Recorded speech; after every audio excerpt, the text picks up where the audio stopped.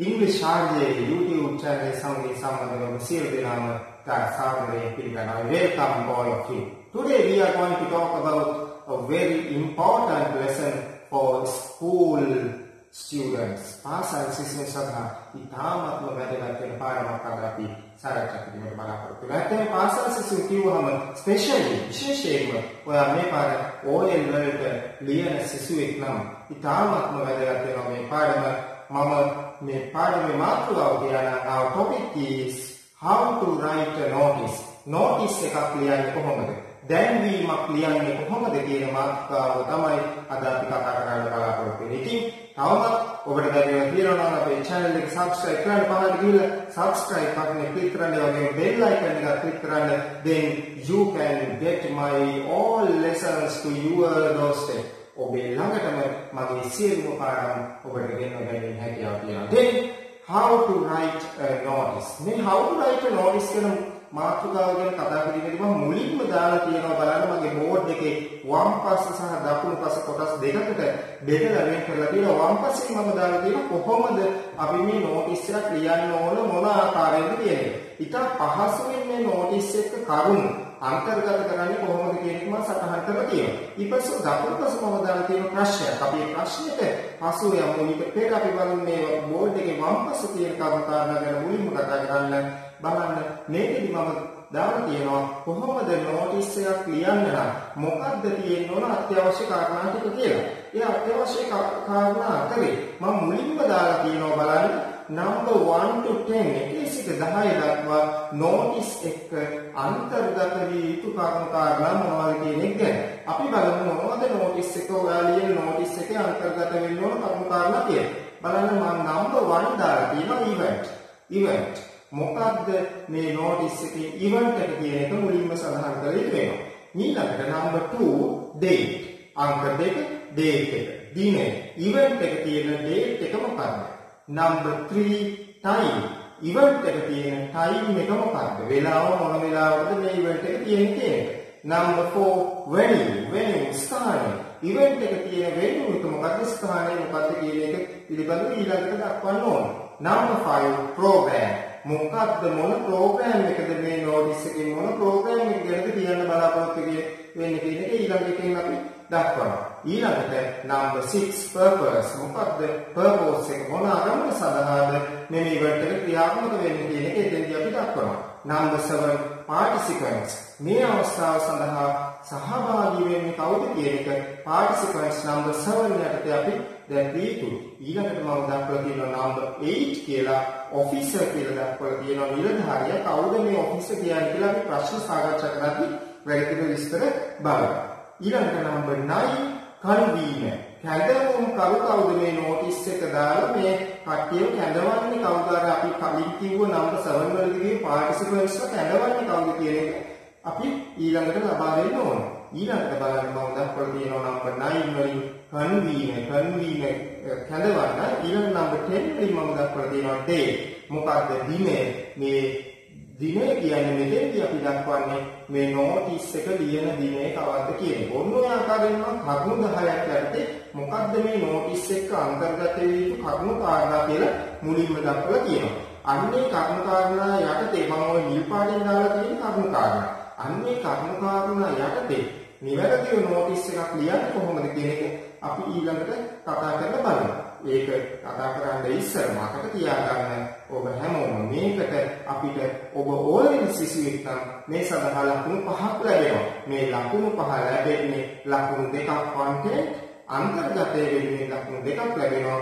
ඒ වගේම 3 marks ලකුණු 3ක් ලැබෙනවා. language වෙන්නේ OL විභාගයේදී. මේ OL විභාගයේදී ලකුණු ලබා දෙන්නේ කොහොමද කියන එක පිළිබඳ සම්පූර්ණ විස්තරයක් මම ඔබට සපයලා තියෙනවා මගේ personal notes පෞද්ගලික පිළිසඳහන් පාඩමයි. ඔබට යම්කිසි ගැටලුවක් තියෙනවා නම් මේ ලකුණු ලබා ගැනීමේ ප්‍රතිපාටි පිළිබඳව ඔබ යන්නේ මේ පාඩම මම පහලින් link එක ඉදිරිපත් කරන මේ පාඩම පිළිබඳව මම සම්පූර්ණයෙන් කියනවා. නමුත් මම මෙහිදී සැකකින් කියන්නම් මේ content කියලා කියන අන්තර්ගතය. අන්තර්ගතය කියලා කියන්නේ මේ නොටිස් එකේ ප්‍රශ්නට අදාළව අපි මොන ආකාරයකද කරුණු දෙන්නේ කියන එක. අන්නේ කරුණු ටික මෙහෙට අන්තර්ගත කළ යුතු වෙනවා. එතකොට අන්නේ කරුණු සියල්ලම අන්තර්ගත කරනවා අපිට ලකුණු 2ක් ලැබෙනවා. අන්තර්ගතයේ යම්කිසි අඩුපාඩුවක් තියෙනවා ඒක ලකුණේ පමණයි ලැබෙන්නේ. ඒ වගේම language කියන්නේ භාෂා භාවිතය. ඔබ මොන ආකාරයකටද මෙම notice එක ලිවීමේදී භාෂාව භාවිත කරන්නේ? අන්නේ භාෂාව භාවිත කරන එකට ලකුණු 3ක් ලැබෙනවා. එතකොට ඔබේ භාෂාව හැකියාව ඉතාමත් ඉහළම ආකාරයෙන් තියෙනවා. ඒ කියන්නේ කිසිදු වරදක් ඔබ නොකරනවා නම් විතරයි ඔබට ලකුණු 3ක් ලැබෙන්නේ. යම් කිසි හෝ සුළු අඩුපාඩුවක් තියෙනවා නම් ඒ ලකුණු දෙකකට අඩු වෙනවා. ලකුණු එකක් ලබා ගන්නත් ඔබට හැකියාව තිබෙනවා. ඉතාමත්ම අඩුපාඩු සහිත notice එකක් වුණොත් මම කිව්වා සම්පූර්ණයෙන්ම ඔබට මේ පිළිබඳව විස්තරය personal notes පාඩමේදී මම පහලින් link එක ඉදිරිපත් කරලා තියෙනවා.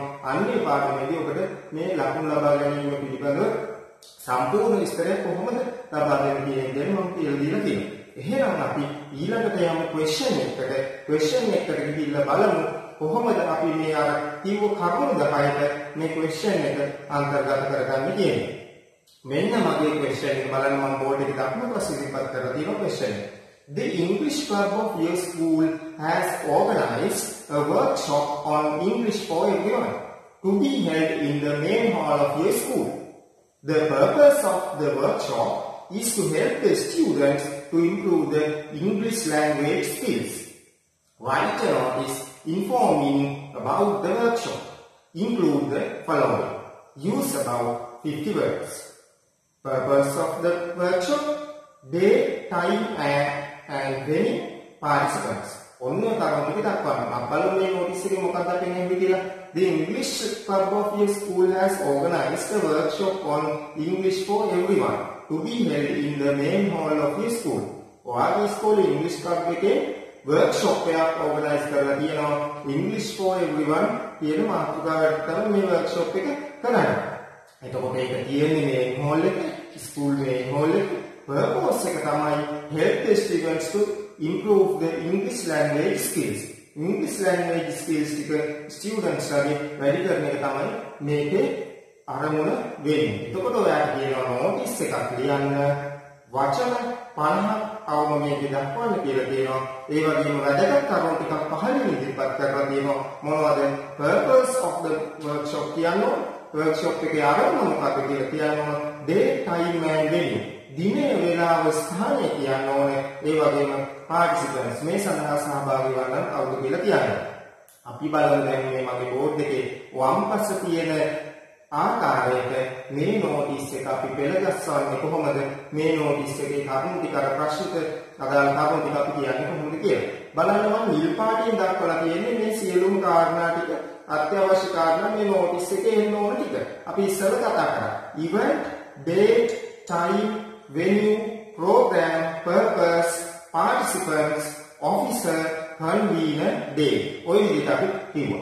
එතකොට මෙන්න අපිට ලියන්න පුළුවන් ක්‍රමය. හොඳට බලන්න. blank එක තියෙනවා blank එකට එන්න ඕන number 1 event එක. දැන් බලන්න අපේ ප්‍රශ්නෙට යන්න.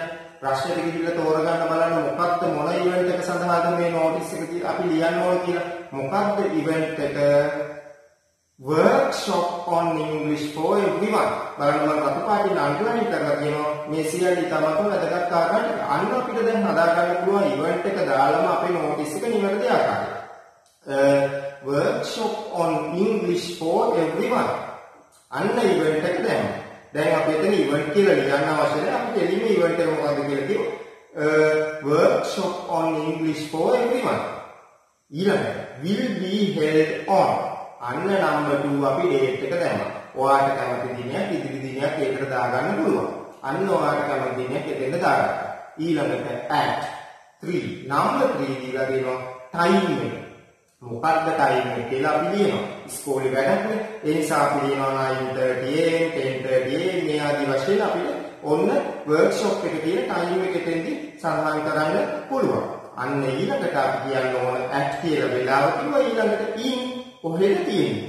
බලන්න පැහැදිලිව මේ notice එකේ question එකේ දීලා තියෙනවා තියෙන්නේ in the main hall of your school කියලා. එතකොට අපිට ඒක change කරන්න බෑ. එතකොට ඔබ මතක තියාගන්න ඉතින් උඩින් දැන් ප්‍රශ්නේ date එකයි time එකයි ඔයාලට දුන්නා නම් අන්න එතකොට ඔයාලා ඒ date එකයි time එකයි දෙන්න ඕන අපිට කැමති වෙලාවන් භාවිත කරන්න බෑ. අපි අන්න එතකොට ප්‍රශ්නේ තියෙන venue එක අපි දෙනවා දෙලින්ම in the school main hall නැත්නම් in the main hall කියලා දෙනවා. in the school main hall කියලා දෙනවා නම් වඩාත් හොඳයි. අන්න අපි අංක 4ක් දැන් සම්පූර්ණ කරා. ඊළඟට අපිට තියෙන්නේ මොකද්ද හොඳට බලන්න. The purpose of this number 5 එකේ program එක දෙනවා. මොන program එක සඳහාද අපි දැන් මේ notice එක ලියන්නේ? workshop එකක් තියෙන්නේ. අන්න අපිට දෙන්න පුළුවන් the purpose of this workshop. අන්න පැහැදිලිව අපි කියමු මොකක්ද program එක. The purpose of this workshop is to අන්න දුන්නා ආපහු purpose එක අපිට දෙන්න පුළුවන් එතෙන්දී of this workshop is to මොකක්ද කරන්න බලාපොරොත්තු වෙන්නේ හොඳට question එක බලන්න. The purpose of the workshop is to help the students to improve the English language skills. අන්න එහෙනම් එතෙන්ද දෙන්න ගිහිල්ලා purpose එක මොකක්ද කියලා is to කියන තැන ඉඳලා පටන් ගන්න. Help the students to improve the English language skills. එතකොට ඔන්න අංක 7ක් සම්පූර්ණ කරා. ඊළඟට අපිට තියෙනවා අංක 7 number 7 වලින් participants. කාටද මේකට සහභාගී වෙන්න කියන්නේ?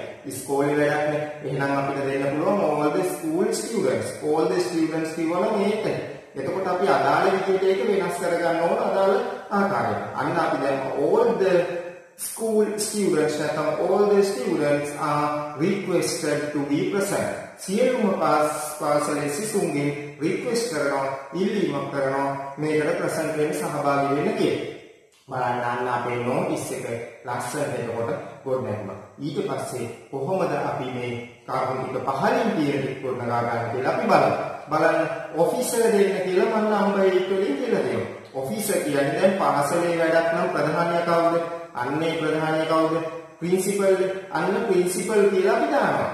බ්ලැන්ක් එකක් තියලා ප්‍රින්සිපල්ට අස්සා කරන්න ඒ කරලා ප්‍රින්සිපල් කියලා භාවිත කරනවා. ඊළඟට නම්බර් 9 වලින් කන්වීනර්. කන්වීනර් කියන්නේ කඳවුම්කරු. දැන් ඉංග්‍රීසි ක්ලබ් එකේ වැඩක්නේ. එහෙනම් ඉංග්‍රීසි ක්ලබ් එකේ කවුද කන්වීනර් වෙන්න පුළුවන්? සෙක්‍රටරි ඉංග්‍රීසි ක්ලබ් කියලා අපිට දෙන්න පුළුවන්.